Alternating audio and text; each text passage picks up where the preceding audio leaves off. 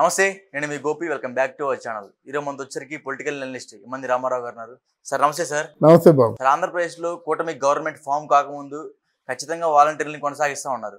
But ఇప్పుడు government form అయిపోయిన తర్వాత ఇప్పుడు ప్రస్తుత మంత్రి పార్థసారథి గారు ఇప్పటి నుంచి ఆ వాలంటీర్ల నుంచి అయితే పెన్షన్ పంపిణీ కాదు, కేవలం సచివాలయం స్టాఫ్ ద్వారా పంపిణీ అవుతుంది అని ఈరోజు పార్థసారథి గారు చెప్పారు.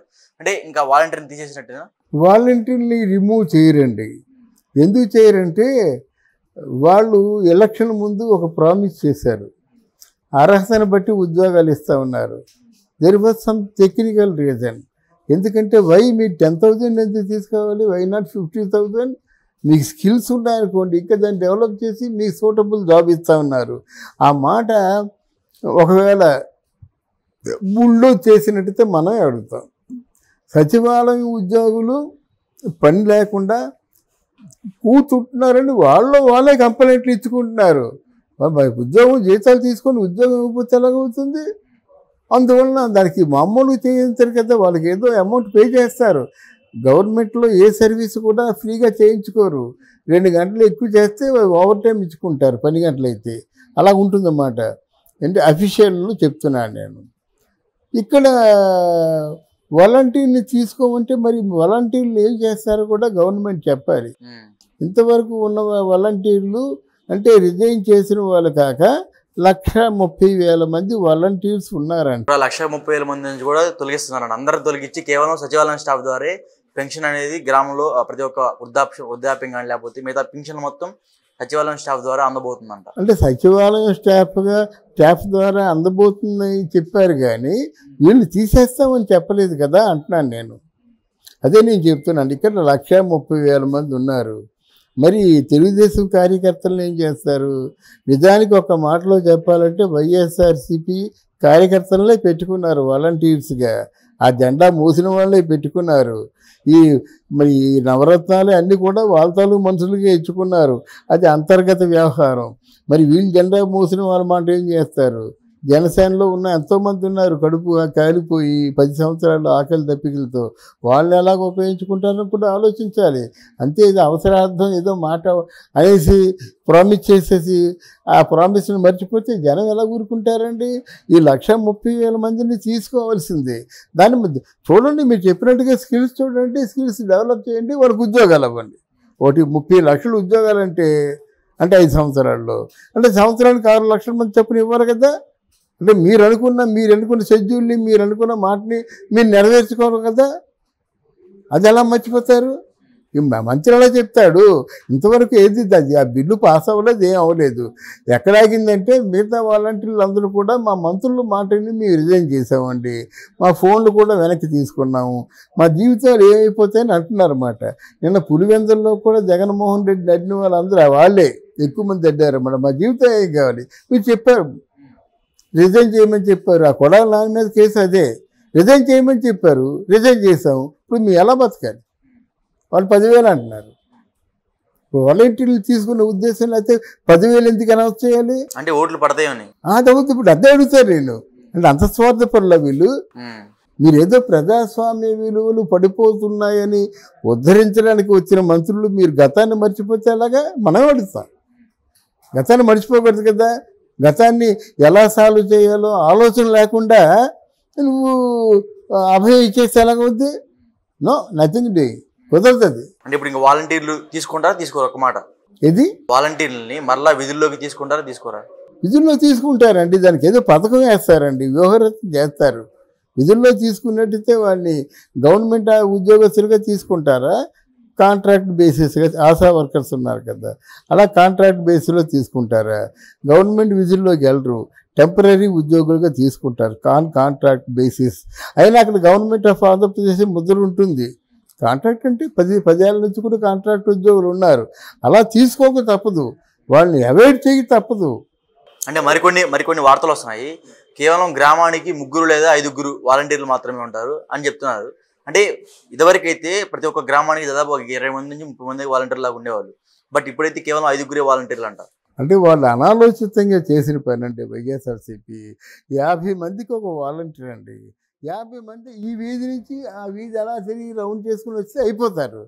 అంటే ఉదయం ఒక అరగంట పని అయితే అయిపోతుంది, గంట పని అయితే అయిపోతుంది. మరి వాళ్ళు గవర్నమెంట్ ఉద్యోగస్తులు ఎలాగవుతారు? అలా కాకుండా మీరు చెప్పినట్టుగా ఒక ఊరు ఉంది, ఆ ఊరు జనాభా ఎంత ఉంటారో దాన్ని బట్టి వాలంటీర్లు పెట్టుకోవాలి. ఊరి జనాభా 3000 ఉందనుకోండి, ఆ 3000 మందికి ముగ్గురు చాలరు. అదే మాట. ఆ 3000ని 50 చొప్పునేమో డివైడ్ చేసుకొని ఎంతమందిని పెడతారు? ఎంతమందికి వాళ్ళకి పనులే ఉంటాయి చెప్పండి. రేషన్ ఇచ్చినప్పుడు రేషన్ తెస్తాడు, అప్పుడు పని ఉంటుంది. రేషన్ తెచ్చినప్పుడు వీళ్ళు కానీ రేషన్ హోల్డర్స్ని అక్కడ లైన్లో నిలబడిపోతే ఆ రేషన్ కట్టు. వాళ్ళ ఇంటికి వెళ్ళి ఇవ్వడం కాదు, ఒక్క పెన్షన్ మాత్రం ఇంటికి వెళ్ళి. అంతమంది పోస్ట్ మ్యాన్లు చేసే పని వీళ్ళు చేసేవాళ్ళు.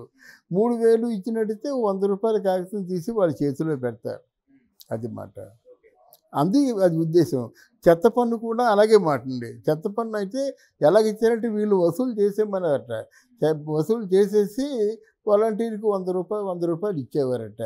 ఇలాగేదో కొన్ని అండర్స్టాండింగ్స్ పెట్టుకున్నారు. Not exactly these. అలాగే ఇప్పుడు అంతకుముందు హయ్యర్ గ్రేడు ఆఫీసర్ని కూడా మద్యం షాపుల దగ్గర పెట్టారు.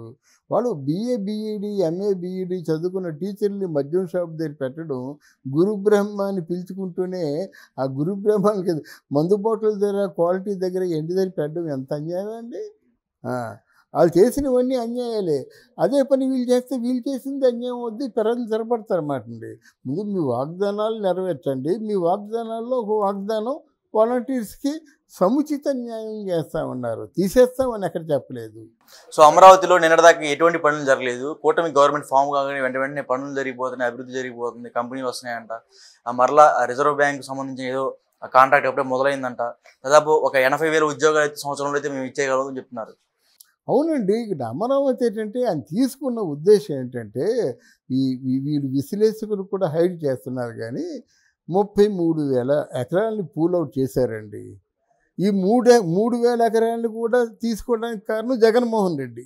30,000 ఎకరాలను పూల్అవుట్ చేస్తే why 30,000 acres, why not 33,000 acres అన్నాడు. సరే ఇంకొక పట్టుపట్టాడు చంద్రబాబు నాయుడు. 33,000 ఎకరాలు వచ్చాయి. అందులో 13,000 ఎకరాలు అమరావతి ఉంటుంది నగరం. అది సుప్రసిద్ధ నగరం, ఇంద్రుడు నిర్మించిన నగరం. పాశ్చాత్యులు గౌతమ్ బుద్ధుడు మహాధర్మ చక్ర వేసిన నగరం. ప్రపంచమంతా బౌద్ధిజం ఉంటున్న రోజుల్లో బౌద్ధుడు వచ్చి అక్కడ చేస్తే వాళ్ళు మన హైందవులందరూ తలడిల్లిపోయి, ఒక పిచ్చోడ బౌద్ధుడు ఎవరో కాదురా బాబు, ఆ కృష్ణావతారాల్లో ఒక అవతారం కింద బౌద్ధుని మార్చేశారు, ఇలా చంపేసేవాళ్ళు. ఇప్పుడు ఇంకో మతం ఉండేది కాదు, మన తెలివిగా చేశారు. బుద్ధుడు కూడా ఒక అవతారం అని కొంతకాలం కొనసాగింది. దానికి కారణం అదే. అయితే ఇప్పుడు చెప్పేది ఏంటంటే ఆ 13,000 ఎకరాల్లోనూ 15,000 ఎకరాల్లోనూ చేసిన తర్వాత పోనీ 20,000 ఎకరాల్లో నగరం విస్తీర్ణం అయ్యిందండి.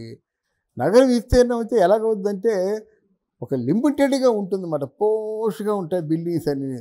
ప్లానింగ్ లేకుండా బిల్డింగ్లు కట్టకూడదు.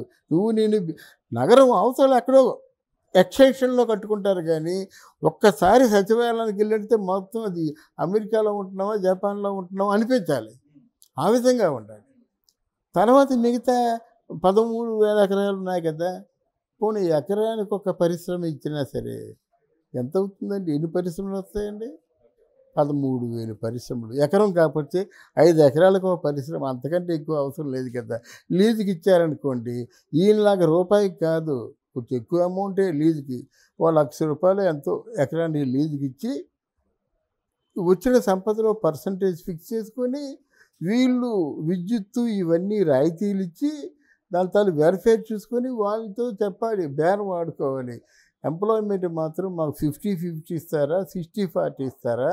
డబ్బు పెట్టుబడి పెట్టిన వాళ్ళు పర్సంటేజ్ని డిసైడ్ చేస్తే మనకి సంపద ఎంత సృష్టి అవుతుంది మీకు.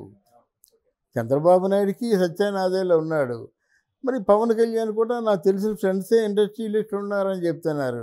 అక్కడ రామకృష్ణ గారు చంద్రశేఖర్, పెంపసాని చంద్రశేఖర్ నా ఇండస్ట్రీస్ చాలా అంటున్నాడు. తర్వాత ఇక్కడ గుడివాడలో గెలిచిన రాము, వాళ్ళ ఇండస్ట్రీస్ ఉన్నాయి. అంతకుముందు వేరే వాళ్ళు ఉన్నారు. ఇప్పుడు అన్నీ ఒక్కొక్కరికి 4-5 ఇండస్ట్రీస్ ఉన్నాయి అన్నమాట. అవి ఎస్టాబ్లిష్ చేస్తే చాలు. ఆ నిర్మలలో లోకం మాధం ఉంది, ఆవిడ ఇండస్ట్రీస్ పెట్టండి. వాళ్ళు ఆల్రెడీ ఇండస్ట్రీస్ ఉన్నాయి. చెప్పించింది పవన్ కళ్యాణ్ నా ఫ్రెండ్స్ వస్తే చాలా అంటున్నాడు. నిజంగా ఈ మాటలన్నీ నిజం చేసుకుంటే మంది రామరాజ్యం అవుతుంది. పిఠాపురంలో నాకు చాలామంది ఫ్రెండ్స్ ఉన్నారు, ఇండస్ట్రీస్ పెడతా ఉన్నారు. 5 ఇండస్ట్రీస్ పెట్టండి, మీరు చెప్పినట్టుగా ఆధ్యాత్మిక యూనివర్సిటీగా పెట్టండి, టూరిజం స్పాట్గా పెట్టండి, శ్రీదత్త వల్లభుడు ఆ టెంపుల్ని ఎక్స్టెన్షన్ చేయండి, దుర్గామాత టెంపుల్ని ఎక్స్టెన్షన్ చేయండి, ఆ మత్స్యకారులకేమో రాయితీలు ఇవ్వండి, పడవలు కొనండి. ఇంక అంతకంటే కావాల్సింది ఏంటండి? అంతేగాని వీళ్ళు ఇక్కడ వెనకడుగు వేస్తారని నేను అనుకోను. Okay sir, thank you sir. Thank you అమ్మా, థ్యాంక్